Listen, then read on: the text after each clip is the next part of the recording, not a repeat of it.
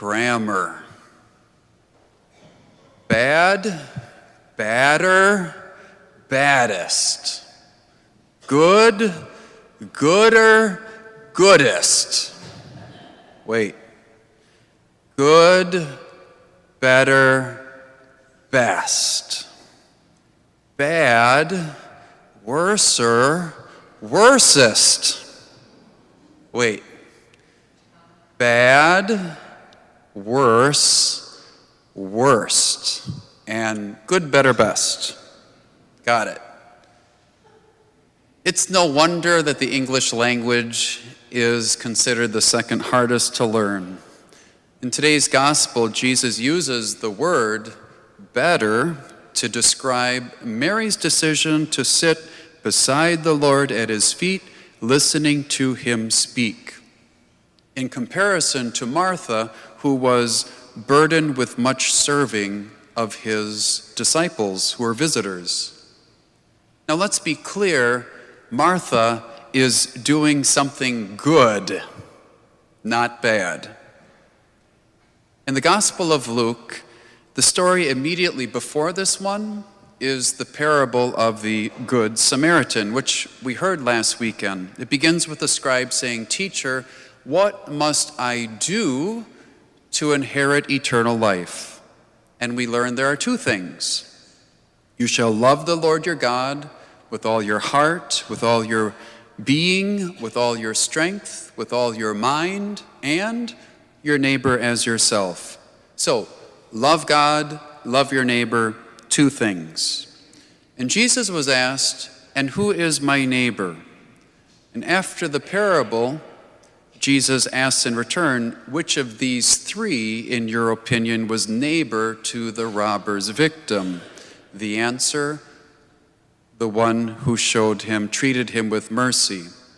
And Jesus approved and said, "Go and do likewise. Go and be a neighbor to those in need. Do what is good. Be a good Samaritan."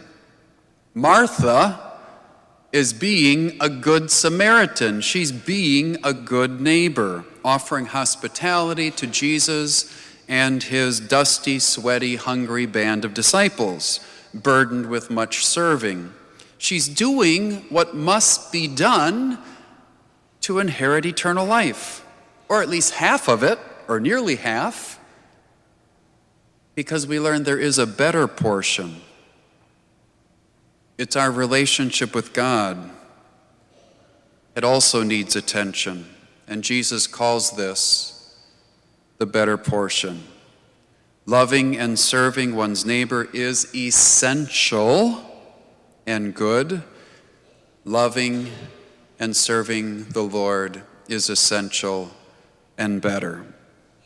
Now, I don't remember very many jokes, not a very good joke teller, but I'm going to tell you the few that I actually remember. It's not good and it has an abrupt ending, so it hardly gets a laugh, but here it goes. It happened in a humble town in Ireland.